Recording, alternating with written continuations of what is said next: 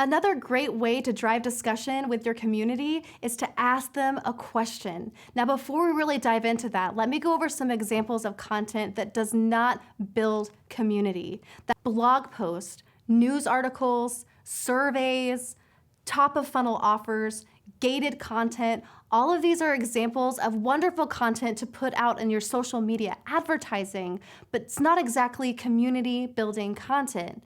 That's because they don't give people a reason to move along this relationship model. However, if you include a discussion question, you have now given your members a reason to talk to each other. So let's go over some examples of discussion questions that you can use. There are open questions like, what do you make of this situation? Open means that it's not a yes or no question. People can really have the opportunity to self-disclose and dig into what they think.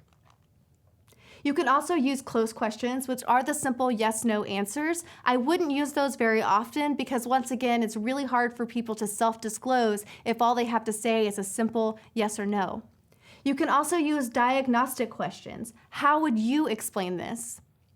You can use challenge questions. What evidence do you have to explain your position? There's also extension questions, which is one of my favorites. Can you elaborate? This is also really, really great for sustaining discussions. If you see a conversation starting to die out, ask someone to elaborate on their opinion. You can also ask priority questions. Which issue do you find most important? These are all forcing people to self-disclose their opinions and move them along that relationship model. You can ask action questions. What would you do in this situation? And lastly, there's prediction questions. What would happen if you tried this action? Let's look at some examples. Here's one from Logan. He's the community manager at Outdoorsy, and you can see that he posted a blog post, which in and of itself is not community building content, but he included a question with it. Anyone else also renting with Airbnb? This gave me a lot of ideas for how owners can become super owners and really scale up their business with Outdoorsy.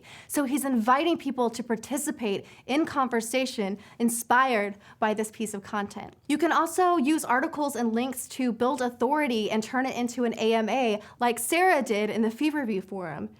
Down here at the bottom, she says, 3 years ago, I started the UX Mastery community, which is now somewhere between the establishment and maturity stage, and I've learned a lot. Got questions? Ask me anything. So she's using outside content to build her authority, but it's a total community building move because she's asking people to start conversation.